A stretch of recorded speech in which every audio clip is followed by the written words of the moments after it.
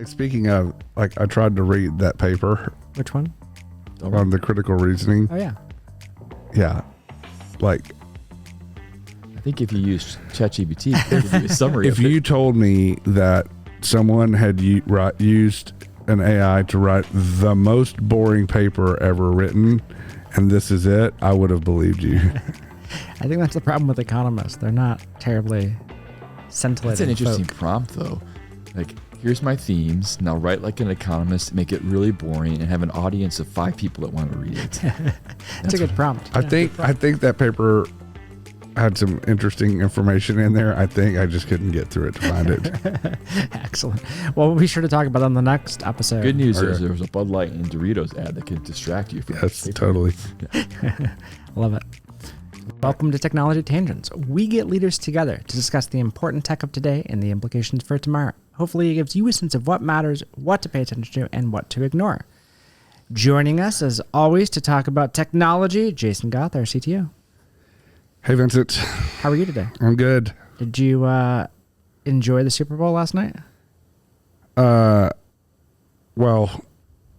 I enjoyed watching it, and I did not enjoy the outcome. Did you have some crazy parlay bet on it? No, I had no money riding on the game. Just friends are, Zach Viduska is a big Chiefs fan, and lots of friends are Chiefs fan. My dad, and so I was, just rooting for them. Didn't really care, and I hate the Eagles. So sorry, people in Philadelphia are going to now hate me. But I did see some funny tweet that the people. Oh, I probably shouldn't say that on the podcast. Never mind. Okay, there are funny tweets out there to be had. Yeah.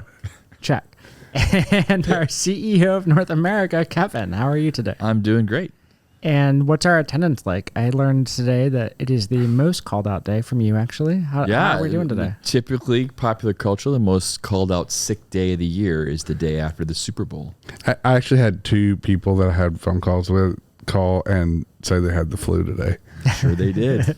The Super Bowl flu. They were not Credera employees. They were employees of other There you go. people we were Don't know meeting if with. that's a factual statement, but that is conventional wisdom. So Excellent. And you had a good idea about this. We should change how this works. not my idea. 2 ideas, popular culture. One is make the Super Bowl on a Saturday. Okay. Broadcasting rights don't love that. Or having it be on President's Day weekend, which gives you then the Monday off. And so that is being discussed by the schedule makers, I believe. Okay. What do you think of that, Jason? Hot sports opinion about Super Bowl shifting 1 week later in the year, I guess? Is it always Or that is way? it President's Day in next week? I don't like having 2 weeks. Like, it's bad enough having 2 weeks in between the championship game and the Super Bowl, NFC, AFC championships, and the Super Bowl. Having 3, I think, would be.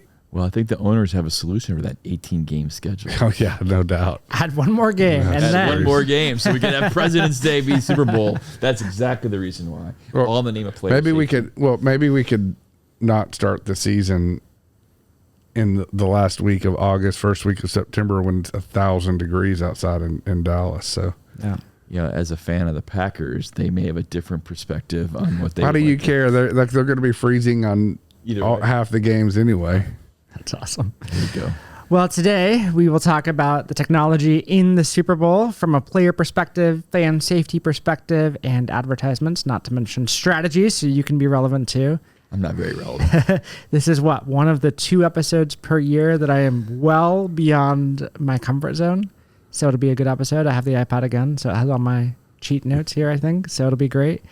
But I think, just starting off, I want to talk a little bit about the Super Bowl is obviously once a year event. It's a tentpole event from lots and lots of perspectives. 70,000 people showing up in the same place to do, I don't know, whatever they do at the Super Bowl, watch the game, drink a lot, hang out with their friends, whatever the things are. From a technology standpoint, what did you see this year collectively, holistically? And we'll go into some details, but holistically, what did you see this year that was interesting to you, Jason? Well, I know what people were freaking out about online is the score bug, right? The thing at the bottom that has like the teams and the score, and whether it's first down and how many timeouts everyone has left, and the little informational thing at the bottom.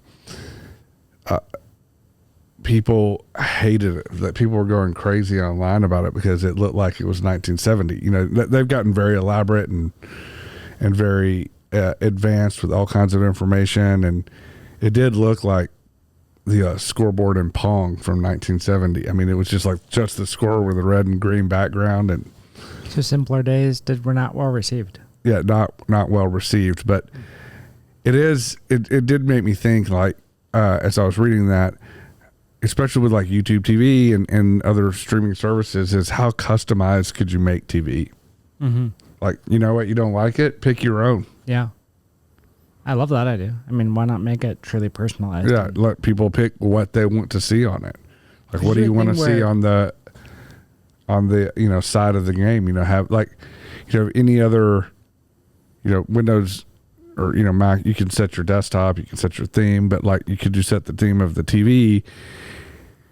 But even, not to bring fishing into this, but when you, I did fish in a tournament this weekend, but like, if you have, any of these devices, you can customize, like on my boat, I can say, I want the temperature here, I want the water temperature there, I want the time here, and move those around. Everyone has their own settings. Like, could you not, especially around sports, set up how you like to consume? We talk about personalization, and everyone always talks about personalization as ads, which I'm sure we'll get to, but I'm like, how about personalizing the actual experience? And by personalizing it, that doesn't mean you tell me what you think I want. It means I get to go set the things I want. And, I think from the more we get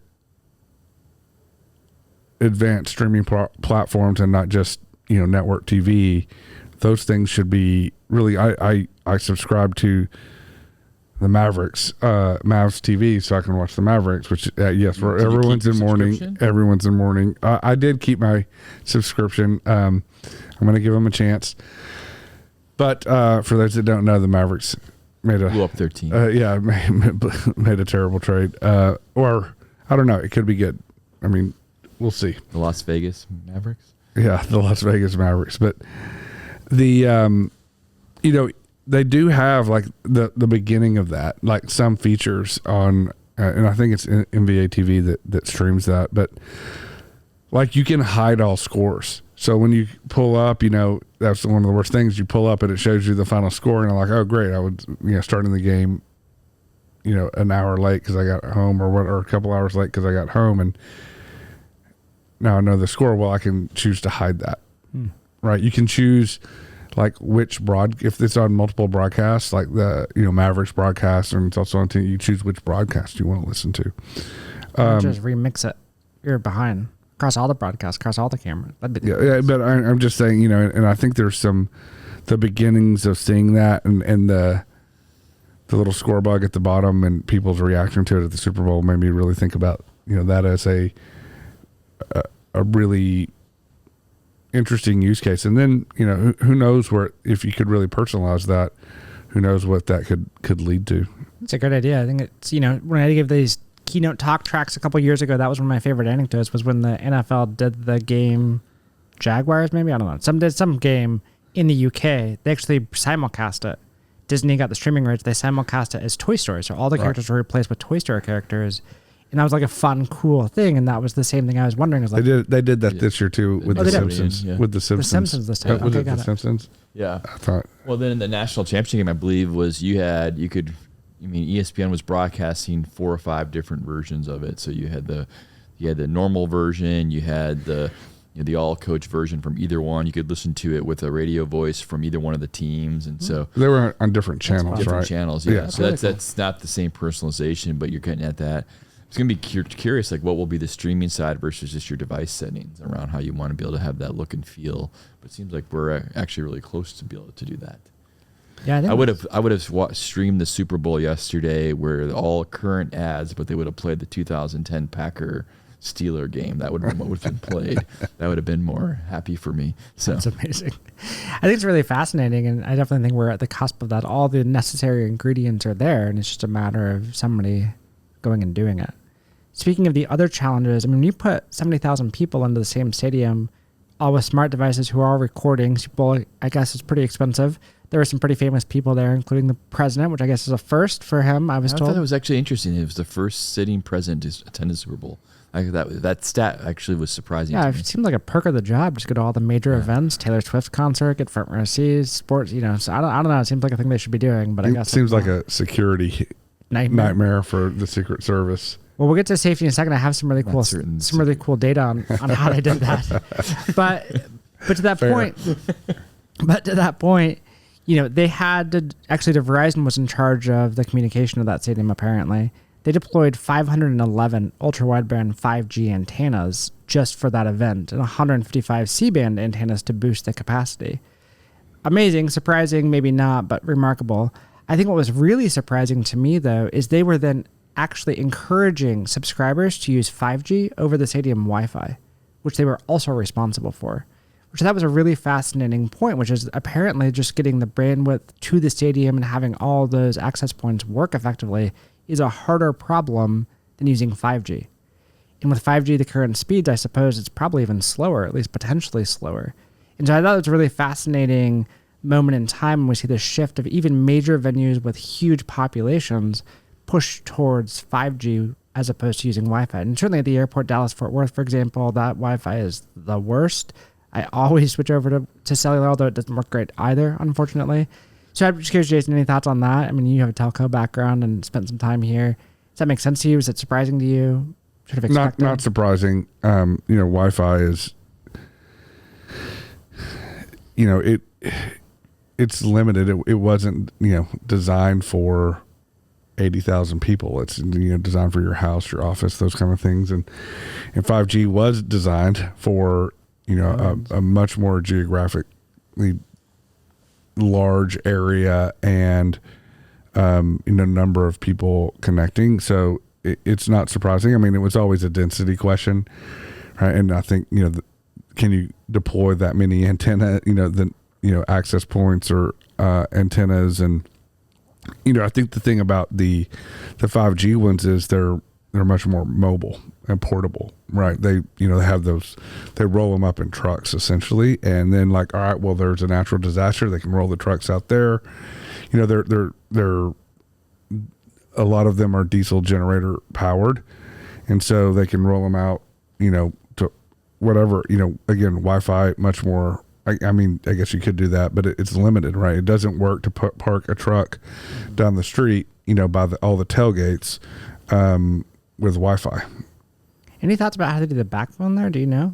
So you get a truck that has 5G. How do they then get that to some backbone to haul that to? Yeah, I don't know exactly how that works. I think maybe it's, I don't know if they trunk them into, some physical fiber or some lit building nearby, or if they do that via satellite or some other, fixed access wireless. I don't know how they do those, but I know they do them, and they use the same ones to roll out to a lot of other locations. It's pretty amazing, and just the bandwidth for 5G has gotten so. That's remarkable. Fast. Yeah. Well, I think talking about broadcasting more broadly, then, what sort of changes did you see here? Some little stats here just to kick us off.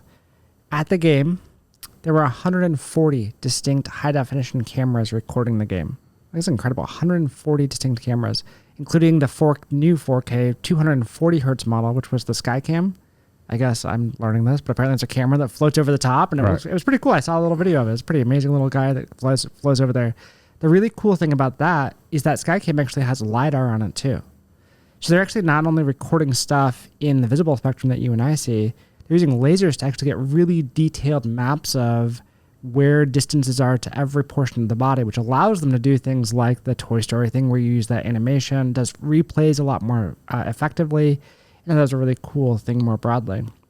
They also use it for they've started using, and I don't know if it's the LiDAR or cameras or some combination of both, but to track how fast the player ran, how high the ball, went, some of those things. They talked about actually tracking. It's always a big spotting the ball, how far did you get? Where did it go out of bounds? It's always, subject to human judgment. It's something that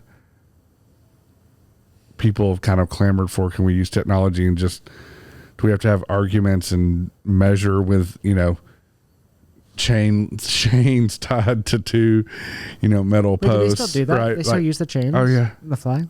That's cool. And same with baseball, like, ball strikes, all of that kind of thing. I'm for having, officials. There's always going to be some judgment calls, but like some of the things like that could just speed up the game. Sure. Well, so to this point, all those cameras and all those resolutions and all those different spectrums, can you guess how much data was processed for this video? Oh, how long was Super Bowl? 3 hours? Yeah. 140. I have no idea. Yeah. It was 10 terabytes of data. So you can imagine just how difficult it would be to process all that. How do you find the right, if you have 140 cameras, how do you find the optimal angle for the replay in the amount of time you're given? It turns out a bunch of AI is taking place here. And in fact, a lot of the systems, I thought this was really fascinating. I wouldn't have expected this. A lot of systems are actually in 1080p.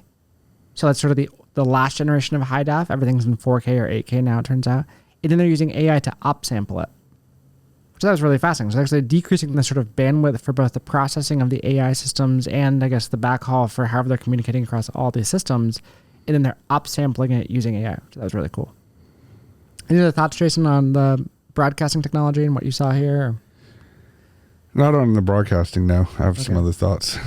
Kevin, anything to add here? Yeah, not so much the broadcasting, but I think the camera is going to that theme. It is intriguing to me on really where the refs and the kind of the how technology will continue to impact what is kind of be VIR type of technology of just things.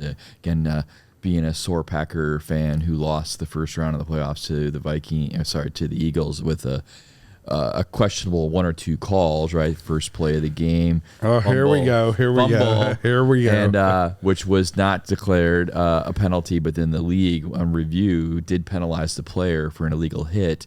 And so I think the inconsistency of this is, again, I'm not complaining about the Packers. They lost very fair and square to a better team.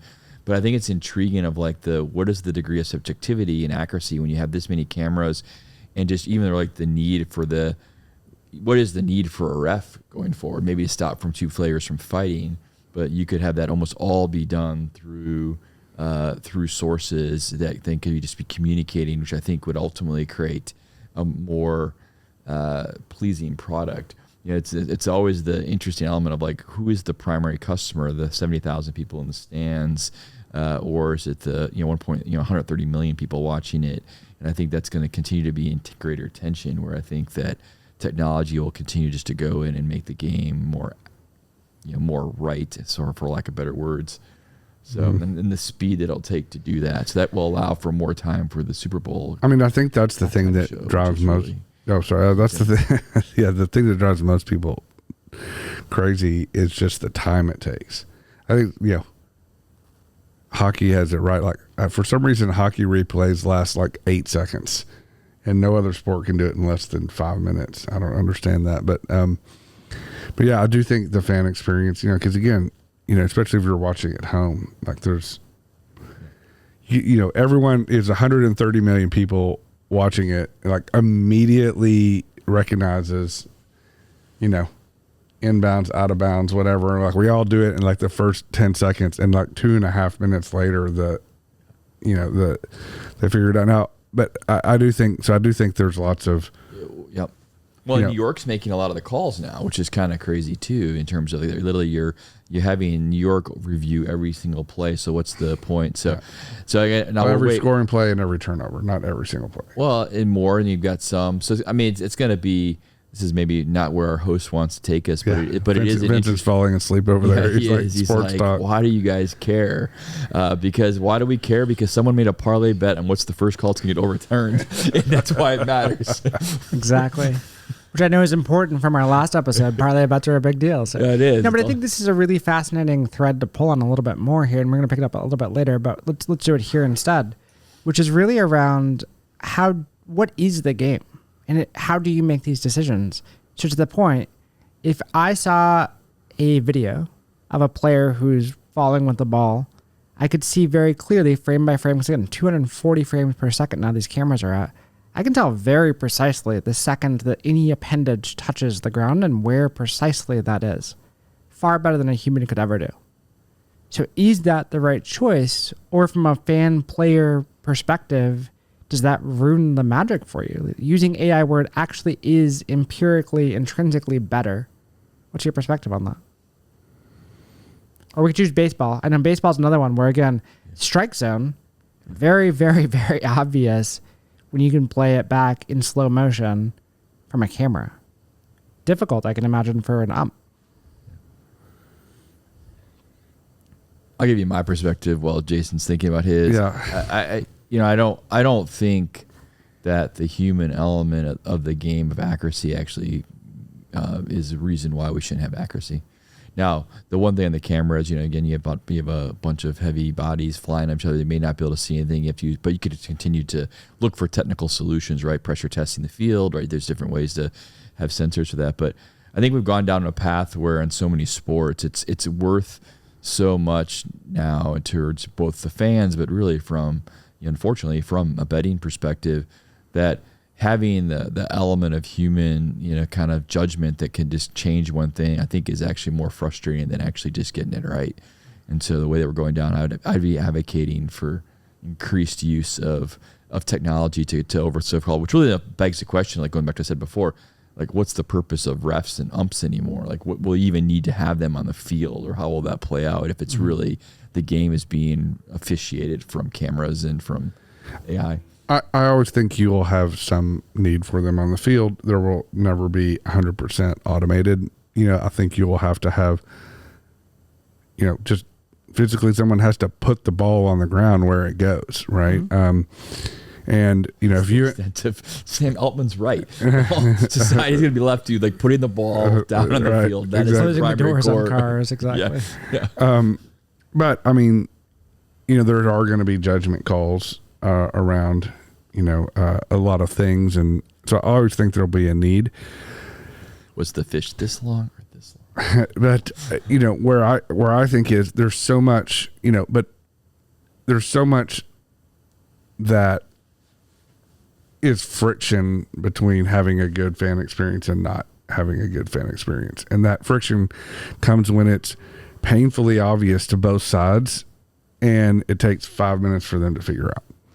And so to me, it's all about just like removing the friction. Like people want to watch the game, right? Like when I watch a game, I want to see the game. I don't, I'm a big Mavericks fan, and Cody Case, who is in charge of our U.S. consulting, he's a big Mavericks fan, and we were always texting, and he has a phrase that he will always use that he's like, it's turning into a ref show, right? No one wants to watch a show about the referees, right? And so we will, can we just remove that so that, the best game is the one where the refs are invisible. They'll still need to be there, but like, it's just quick and there's no controversy. Everyone, gets it right. But it's not so much about getting it right as getting it fast, That's why before, that's always been the issue. People have objected to instant replay. It's like, we're going to, it takes 5 minutes and we're going to replay every, controversial one, and the game's going to take 11 and a half hours. Until your team loses because of a bad call. But have you seen, I saw more this year in the NFL than ever before, with the degree that coaches were game planning to the tendencies of the refs.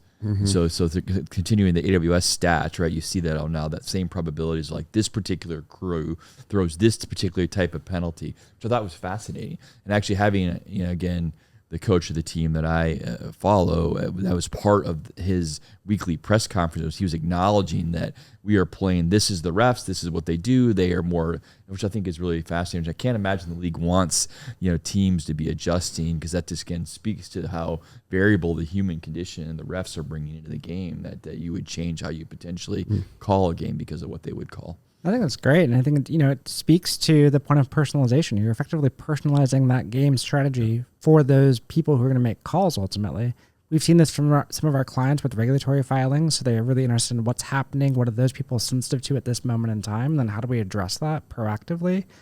What other sorts of technology bits are you seeing coaches or teams implement to drive strategy beyond that one? Well, I mean, obviously analytics has completely changed the game in the sense of now you've got, it's part of the broadcast experience, but, you're seeing, just in NFL, the whole position on fourth downs is going to change the game.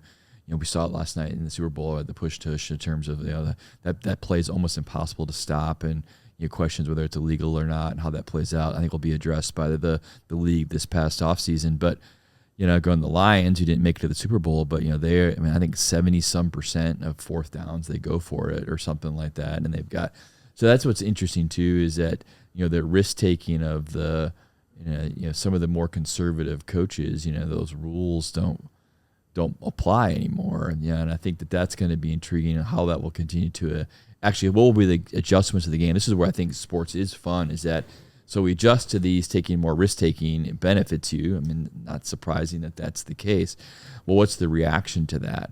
I think that's interesting. The stats would have said going into the year, and actually the Eagles changed this, right? The conventional wisdom is that as a running back doesn't matter anymore. In fact, we talked about that last fall when we were doing our kind of our preview of the Super Bowl and the valuation of that. Well, one season completely is changing that reaction. And if you talk to the Eagles, they essentially say, well, everyone flipped one way, so we flip back the other way, which I think I love about sports, and how how stats will fuel that faster. And then then going back to the strategy position, going back to a same consistent theme that we talk often about. At some point, you have to know your strategic approach and what you want to do, and you got to stick to it. But I do think that the technology, access to data, the way that coaches have been able to use, gone from it wasn't that long ago that the league was outlawing digital imagery, right? They were still using black and white photos. I mean, that's probably within the last 5 or 6 years that was allowed to be changed. And just even to see that, like, we kind of, well, why were we still doing that? But how quickly that has changed, and obviously that's the Microsoft sponsorship of the Surface, Surface tablets and things like that. But that's on the broadcasting side of the house. I mean, obviously there's physical safety elements and things like that are also intriguing around that, what that looks like in terms of guardian caps and just other just even like the actual pads they wear continue to evolve based on the pressure tensile testing and stuff like that. So yeah, I mean, it's amazing. We're seeing coaches, from what I could find, using all of the NFL, so 30 years of history. Effectively, all that data is being processed, looking at over 200 variables, from player positions to weather to stats about what those teams historically do. Even the type of turf apparently impacts the strategy they're seeing these days. So it's definitely infiltrating the game. And I think your example is spot on, which is it's really fascinating when you start putting these systems against each other in an adversarial nature. We saw this with goalies for soccer at one point, where the optimal thing to do was to just stand still. That is to say, like, most balls will go directly down the center of that net because goalies intrinsically want to move. They want to look like they're trying to get that ball, so they always dive right or left, just straight down the middle. It turns out that became wide known. People started kicking straight down the middle, and now the stats have changed again. And so it's really fascinating to think that you have these systems against each other. And then Princess Bride effect. That's exactly right. Exactly right. Jason, any thoughts from you? No, I think I agree. The player safety obviously is one, although no one wears those. Very few people wear the guardian caps, but I was more intrigued by the ads, so maybe we jump to that. Well, so let's do the safety then real quick, just to the point. We didn't fully cover it, but you alluded to it. So why don't you tell us more about what you mean by the guardian caps? Well, they have these caps that go over the helmets that are supposed to, or I think they are shown to reduce concussion and other injury. Over 50%, in fact. Yeah, 50%. And so just hardly anyone wears them during the game. I'm sure they all wear them during practice, but no one wears them during the game. I don't know whether that's why that is. Not being a player. I don't know. Aesthetics is what I found to be the most cited reason. They just don't like the aesthetics of it. Yeah, they have to wear even though they put whatever the covering is, looks like the helmet, it's just still. Well, I don't know about that. I mean, I don't either. But that's just the most cited reason. Look, I do think they could limit, field of vision. I mean, that's, one thing that, players get very used to wearing certain things, like, and everything from weight to, I would think the weight would be weight to the, things that would restrict your movement, whether you're taped or not taped, those kind of things. And they get very used to some setup, and changing that, makes them not, and a lot of sports is just being confident and comfortable. Right. And so I think there's some, maybe that's all psychological, but even if it is, a lot of sports is psychological. And so I think that's probably the reason more than any. I have a request for the NFL special that we're going to do this fall. Can you wear a Guardian cap while we broadcast? Sure. I'd like Let's see what it looks like. I just want to know that it's just for the full podcast experience. You're in a Guardian only cap. Get 2 sports ones a year. Yeah, right? So you have to wear a Guardian cap. So I gotta make the most of it. Yeah, make the most of them. Love that. From a broader safety point, I already mentioned that coaches are using these same systems to identify sort of injury proneness during games. Apparently, they have some stats about how they're running. I guess something about their gait you can detect. Maybe they've sprained something, or they're likely to sprain something, etc. So that's pretty fascinating too. I think using AI to analyze the footage to give you real-time strategy insights about who's likely to be hurt. The other thing I saw was from a broader fan and player safety, I suppose, was the broad use of facial recognition in this game, apparently. So throughout the stadium, they were using facial recognition both for their security staff, for their employees who are working at vendor stands, et cetera, to track them, but apparently also for a wide range of other use cases for the fans, people attending that as well. Yeah. Security was the real interesting one to me, and if we want to jump to that, which was, again, a slight dig at the Eagles fans. Like, with the Eagles fans, you really need a lot of security, but to watch for, people throwing things on the field, fights, and all of those kind of things.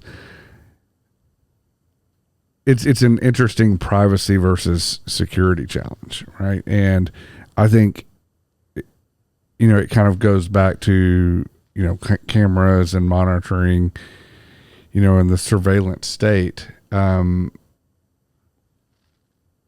That's a tough balance. And so, if you want to go to a game, do you have to give up your right to privacy, or are there solutions where we can, identify, like, hey, this person in this seat is, fighting or throwing stuff on the field or whatever, and, send someone to interject, but not, store or, personal information. And I don't know what the right balance there is. That's probably a whole podcast on its own that we need maybe we get someone who's got a legal background that can talk about that.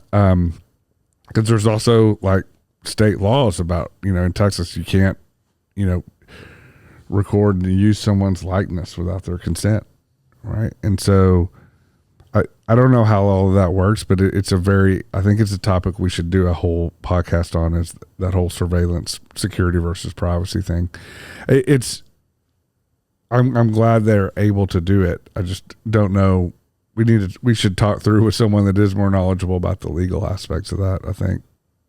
Yeah, I think it's definitely important. And I would say it's actually more than what you're suggesting too, which is that apparently data miner, according to this article, was also involved in the process, and they'd scanned over 1 million public data sources, including social media posts, tweets, etc., in 150 languages apparently, to help identify real-time risks as well. So then you can imagine overlaying that real-time social media data, web posts, blogs, with real-time facial recognition and tracking within that stadium directly. It's a pretty fascinating landscape and tapestry that they've created using these disparate sources and AI to process all of that. What do you do with that is the harder question. Is that going to persist? Do you have to delete it? Do you have to use localized models? What do you do? And to the point, most places in most states allow the owner of that property to decide what they're going to record and what they're not. So again, like, in essence, they can record you. They can use biometric data in most states, most countries, on their property.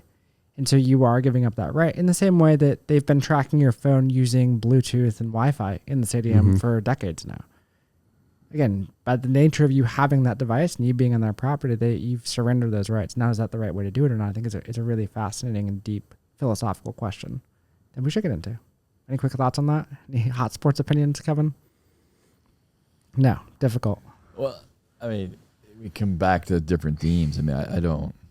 I mean, this gets back to security and privacy, and these things become very. I mean, you're in the public domain. You're out there. What's it look like? I mean, I think that you have a concentrated events, therefore you'd see that. But I think that everything's being recorded in different ways, and so I don't know how that would be definitely different on that. Mm-hmm. Yeah, I find myself, this maybe slightly, not to go to a different tangent, but it's interesting on the security side, specifically just the construct of what happened in New Orleans, for the championship, the semifinal game versus, you're back in there for the Super Bowl a month later, and just the overall security implications of these large events. I mean, there's been obviously tons of books and different themes over the years have written about, what you would do, kind of a terrorist event that would happen around a Super Bowl. I mean, it's the most high profile. So I was driving with my girls yesterday, trying to explain to them, my middle school girls, like how this is the largest North America sporting event, it happens, and they don't necessarily care or have context to that, but just thinking about from a, so you have such a high profile event, and what it's going to continue to find ways that are going to have risk associated with that. How that plays out, I mean, who knows? But so. Right. I mean, there are a lot of applications to, some of that, though.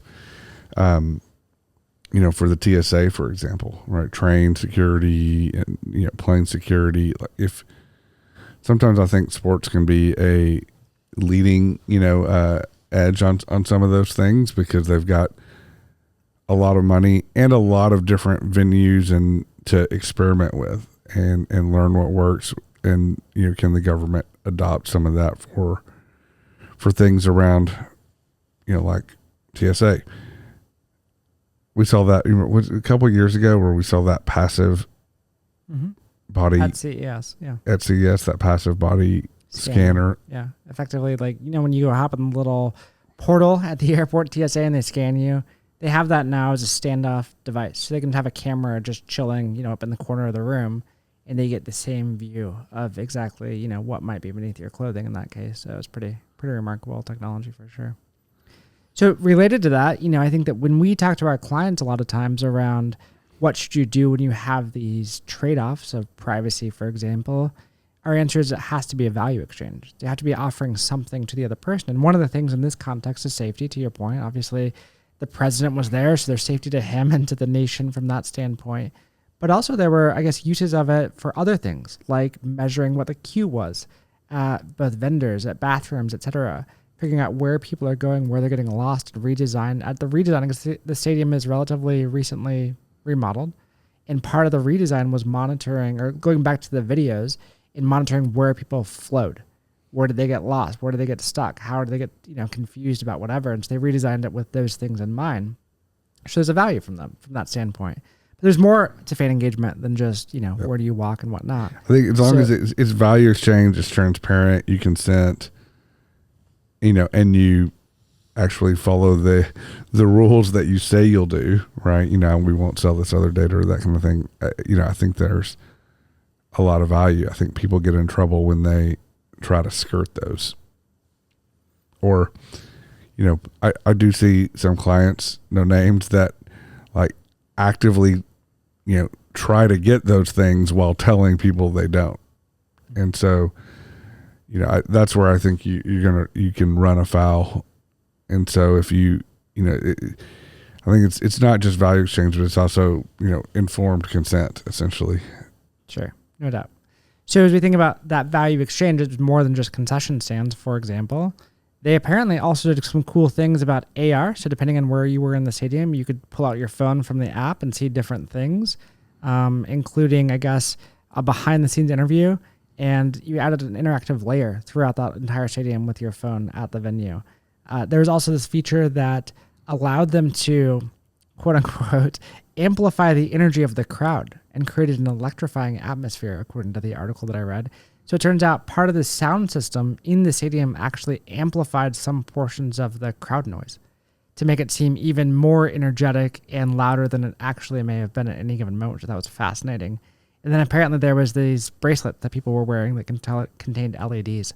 A bit like we've seen with many concerts now, like Taylor Swift, for example. I think she's one of the first people to do that. That were apparently in synchronous lighting up with whatever performance was going on. But more broadly, were there other things that you saw in the fan engagement domain that were interesting from a technology standpoint, Jason? It's hard to know not being there. I think all of those examples, probably ordering food is always thing people want. So next year we need to go to the Super Bowl for the sake of the pod. Hey, Kevin, Okay. we need Super Bowl tickets next year for, let's put that in the budget, for research purposes. We'll do that. We'll just take that right off the CDO and CTO bonus line. Perfect. Okay, so the Super Bowl would be nothing without commercials. These segments apparently sold for record numbers. $8 million for a 30-second spot was, I guess, the going rate broadly. This year is also the year of AI. We've talked about this from CES and everything else. So I want to talk a little bit about what did you see in the advertisement space. I will open with what did you see in the AI space, to which the answer is basically a nothing burger, surprisingly to me. OpenAI did have a, I guess, 30-second spot or 60-second spot they called the Intelligence Age, which was this sort of pointillism art. They actually did, they were very clear they used humans for the entire drawing of that, by the way. I thought it was fascinating. They talked about using Sora, which is their AI-generated video, for the ideation phase of this, but the final product was entirely human-created, and they were very proud to share that, which I thought was a fascinating cultural moment more than anything in my mind. But beyond that, nothing, really, which I thought was fascinating. I mean, CES, again, everything had already adopted AI this year. All of the marketing that we see these days in the marketplace is AI-powered lights, AI-powered cameras, AI-powered everything, phones. But in the commercials, nothing, which I thought was really interesting to me, surprising maybe. What do you guys see? Well, it doesn't have to be AI. It could be anything about the. Well, I think when we talk about Super Bowl commercials, everyone talks about like the actual content, of the commercial. Like, was it, was it funny? Was it, a good commercial, good, bad commercial, weird commercial, like the weird one with the guy with the cowboy shaped head or hat shaped head. And, they talk about the creative elements, the effectiveness of those creative elements. But like, I think no one is really talking about like any of the actual things that or I haven't seen anyone talk about some of the actual announcements or new things that were actually talked about in the commercial. One is in particular is, you can go see every ad. You can see who's top 10. Everybody has their own top 10 and, how effective were these commercials, blah, blah, blah. But no one is talking about, like, there was an announcement in the ad around T-Mobile and Starlink, and I think that's an incredible product innovation that may have real market impact in technology. And like no one seems to be talking about that, or maybe they will today.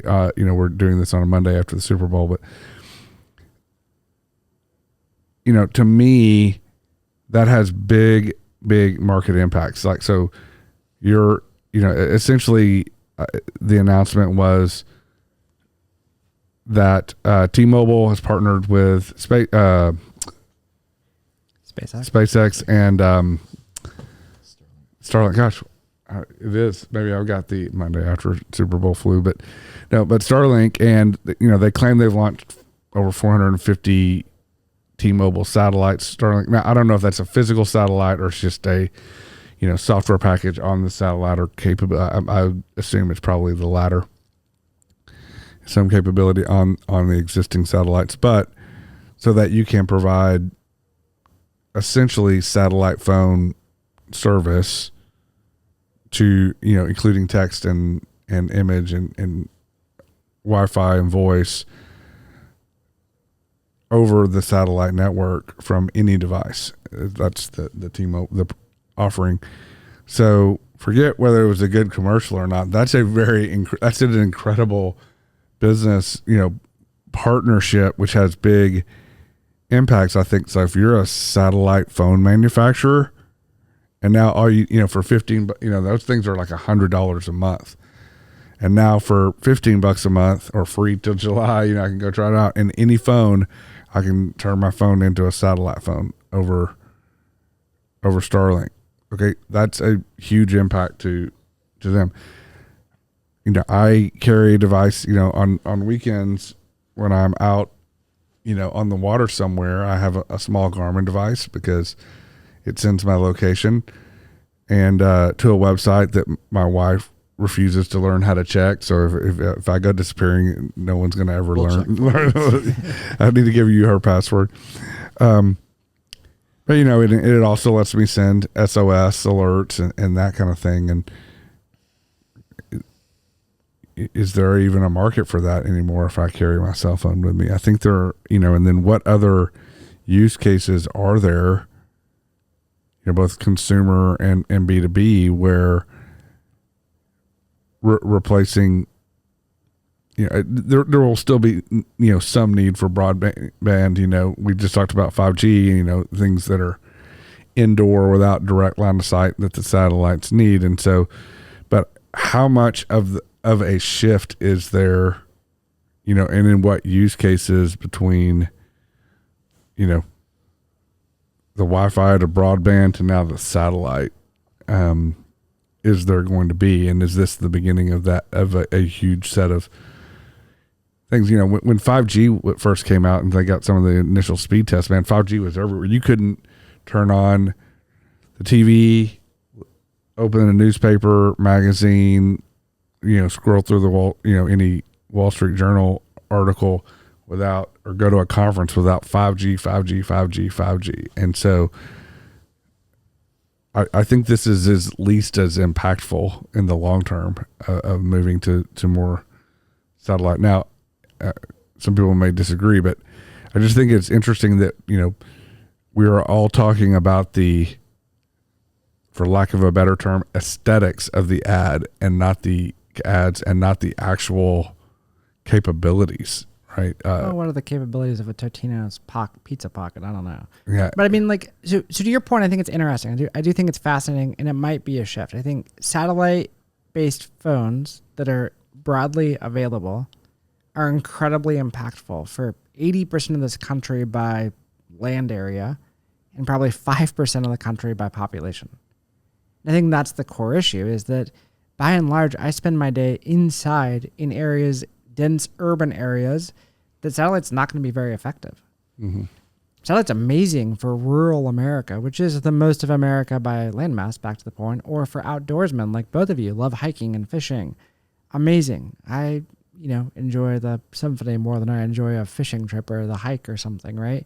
So I think that's going to be the core challenge in this more broadly, is it will be impactful for some people, but I think a relatively small number by population percentage. Well, it may be, but it doesn't also, again, if it's, and this is the thing about being software driven, you're not going to go buy the super expensive, satellite phone or Garmin device that I have for all your kids when you go to the beach, mm-hmm. right? Or you go on a vacation 2 weeks to, Beaver Lake. But if it's you can add it like an international plan on your cell phone, if you can add it for the 2 weeks you're on vacation to your cell phone plan, you might do that. Yeah, it's fair. Could be. Kevin, any thoughts there about the technology or the meta point about? I did love my favorite commercial, just to get this in, was Uber Eats, right? I love that whole Matthew McConaughey, conspiracy theory that football is a way to get us to eat more.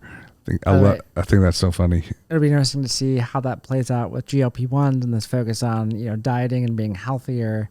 Does that conspiracy survive and persist over the next few years? Does this become the day of gluttony effectively, or does it disappear? We'll find out. I don't know. That was we had the pre-Super Bowl party, not actually at the Super Bowl for whatever reason, and that was already the Super Bowl rules of this day doesn't count, mm-hmm. Was it clearly in effect from the guests that were over at the house. my two questions or my thoughts on the commercials is one, or just going specifically on the T-Mobile is you're curious on the efficacy of like who's switching to T-Mobile today.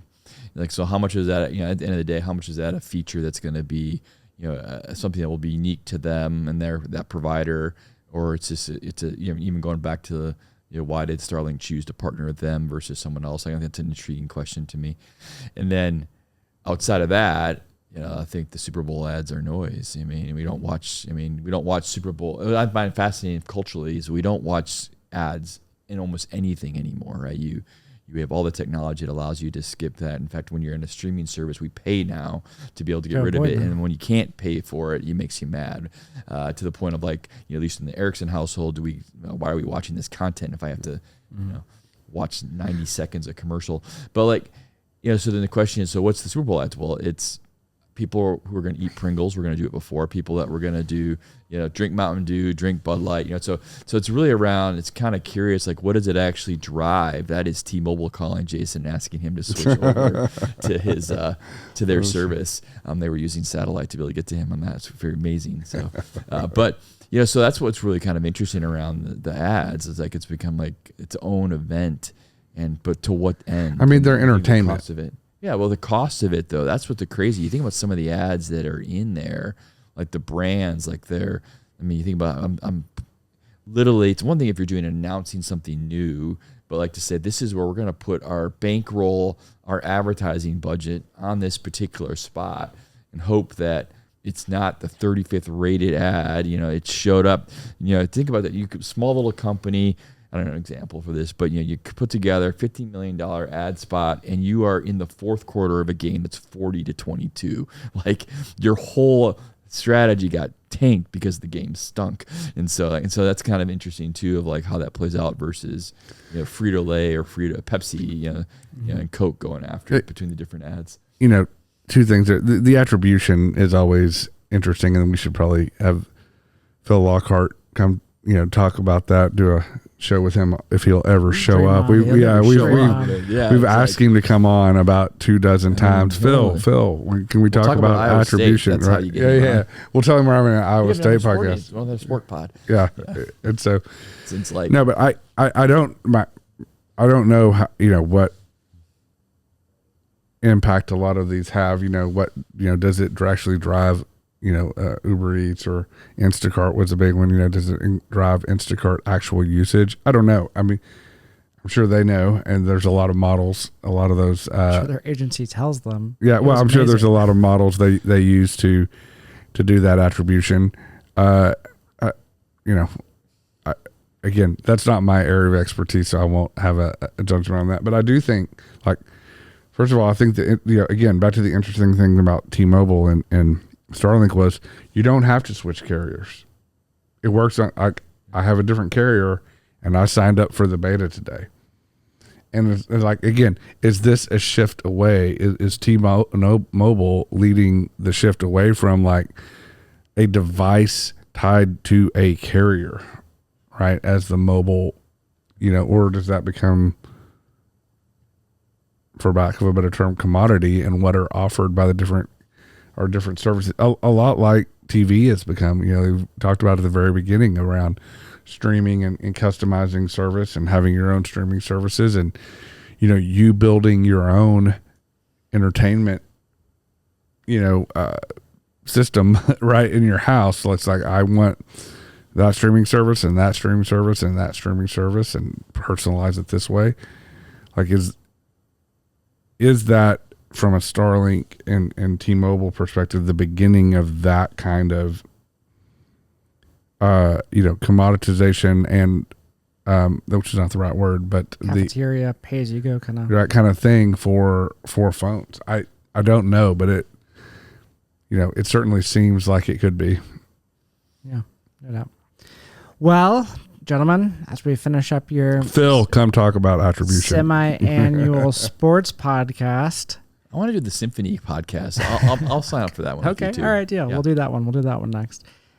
Any closing thoughts about advancements in technology or strategies that you think are really indicative of what's going to be happening over the future of sports, business, consumer, fan engagement, etc.? Any thoughts? Closing thoughts? Well, and also I love your perspective just on Dallas sports, considering where I the don't Cowboys wanna, and the Mavs and the Rangers are. So go SMU. Yeah, go Stars, SMU. go Stars.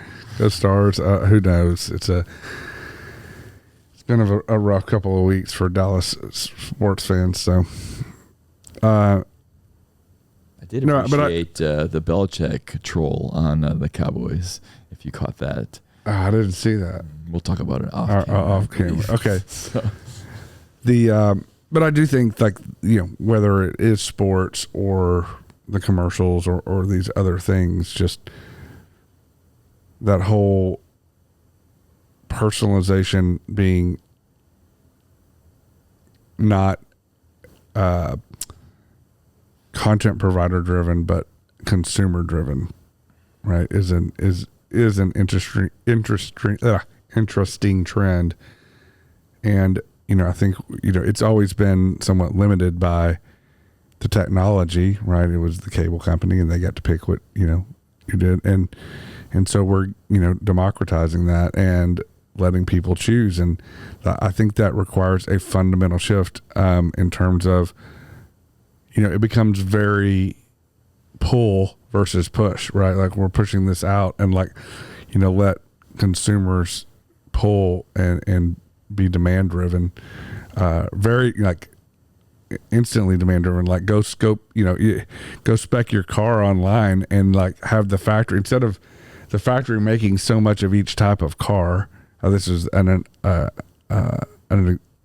analogy that Katrin gave me last week, was instead of making so much of this kind of car and then trying to market, well, we've got this one and this one and this limited edition one, you go spec your car and the factory will make that one for you. That already happens today. I know it already happens today, but I'm just saying. Yeah, but you have to wait 8 to 12 weeks, and that's the downside. How personalized can all experiences become? And it requires more than ads and marketing. It requires you to bake that personalization technology all the way into operational manufacturing, development, supply chain, everything. No doubt. Kevin, thoughts? Closing? I think it's just fun to have events like the Super Bowl and things like that to just kind of give us a chance to bring everyone together. And it's just from people watching to the fact that what the cultural norm that is. And I think that's kind of fun because it's a feel-good moment for us as a society on this dreary, rainy day and coming after that. So it's fun. It's fun to be able to talk about these themes. So.